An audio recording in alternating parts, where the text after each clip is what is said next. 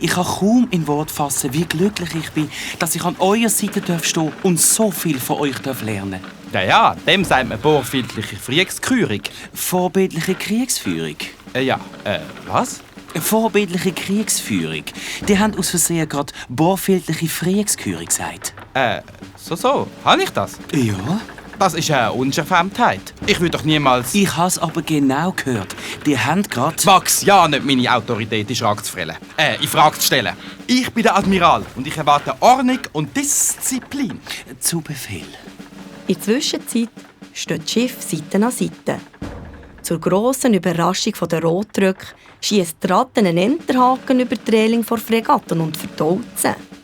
Mit ihren Piratensäbeln bewaffnet schwingen sich der Scharki und der Michi an Deck vor Fregatten. Achtung! Piraten wollen unser Schiff packern! Kapern! Alter Zifu! Garif! Angriff!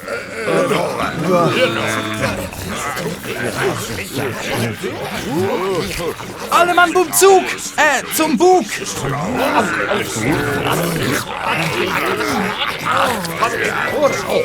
Der Scharki verliert keine Sekunde und nützt die Verwirrung aus.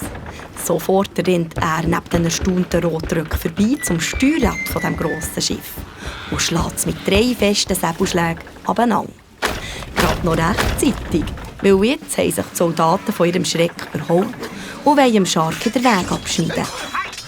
Am Heck vom Schiff wehrt der Michi mit seinem Dolch die Angriffe der Rotröcke ab. Er duckt sich geschickt unter einem Schwertschlag weg und müpft den Angreifer so fest, dass der über die Reling stolpert und ins Wasser fällt.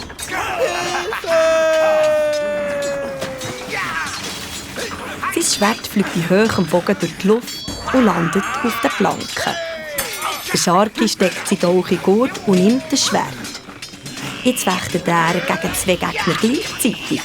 In der rechten Hand sind Piratensäbel, in der linken das Soldatenschwert.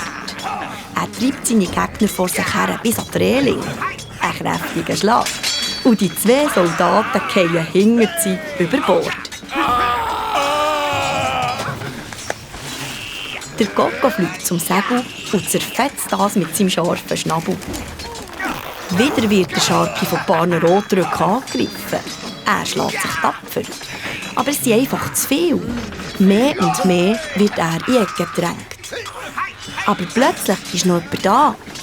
Wie ein kleiner Wirbelwind greift er Affe die Soldaten an.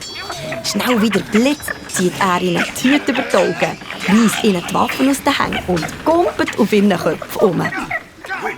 Jetzt ist der Fips beim Admiral und seinem Adjutant.